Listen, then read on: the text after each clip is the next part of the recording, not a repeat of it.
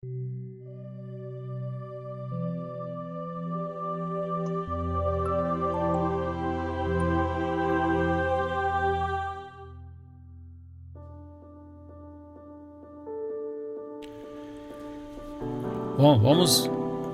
vamos voltar a essa questão da segunda vinda e dos sinais da segunda vinda de Cristo.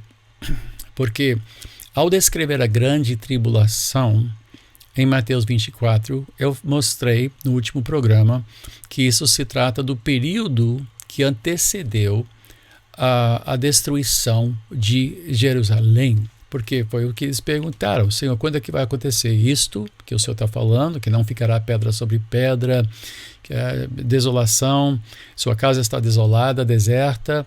Isso aconteceu, terrivelmente.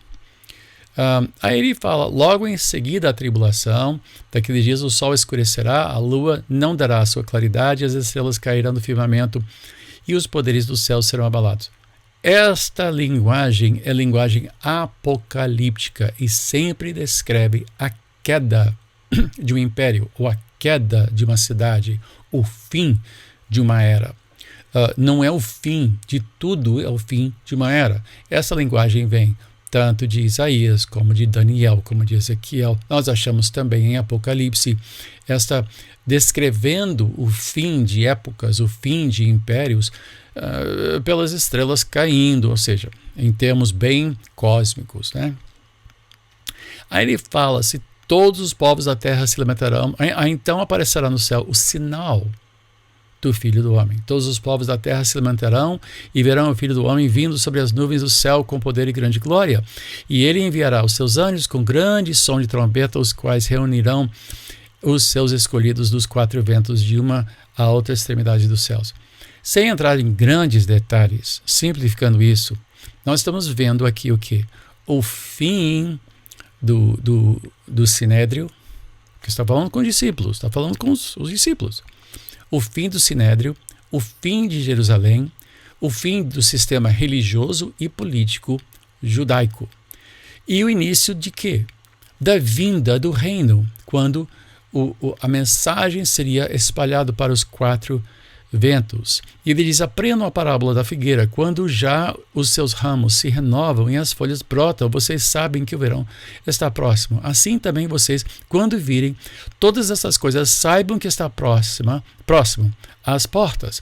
Em verdade, lhes digo que não passará essa geração sem que tudo isso aconteça.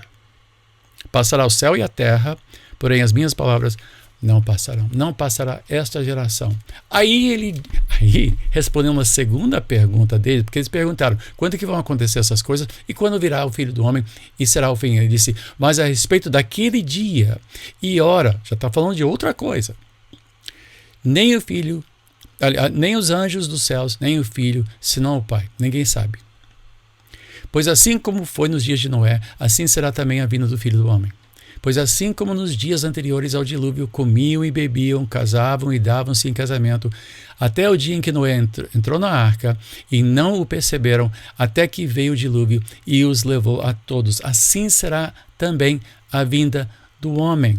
Então 2 estarão no campo, um será levado, outro será deixado, 2 mulheres estarão trabalhando no moinho, uma será levada e outra será deixada. Portanto, vigiem, porque vocês não sabem em que dia virá o Senhor de vocês. Porém, considerem isto: se o pai da família soubesse a que hora viria o ladrão, vigiaria e não deixaria que a sua casa fosse arrombada. Por isso, estejam também vocês preparados, porque o Filho do Homem virá a hora em que vocês menos esperam. Ou Jesus está se contradizendo, ou ele está falando de duas coisas separadas. Quando ele fala sobre o sinal do Filho do Homem, 4 ventos reunindo os mensageiros, os anjos mensageiros reunirão. Está falando sobre o quê? O evangelho se espalhando para além dos limites de Israel étnico, certamente Jerusalém, que seria destruído.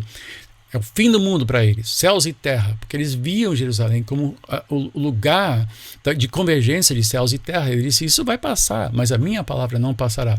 Ele disse: quanto à minha volta, a volta do Filho do Homem, não haverá sinais.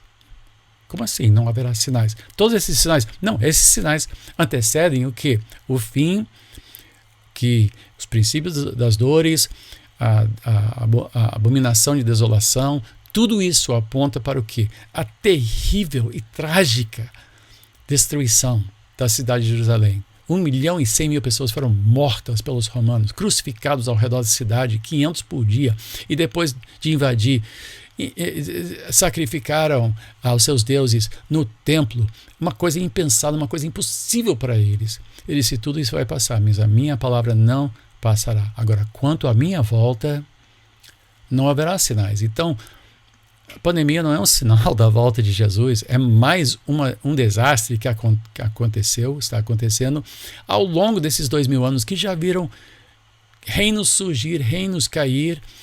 A igreja tem que ser fiel e esperar a volta de Cristo a qualquer momento, viver como se ele estivesse voltando a qualquer momento. Esta é a mensagem de Mateus 24.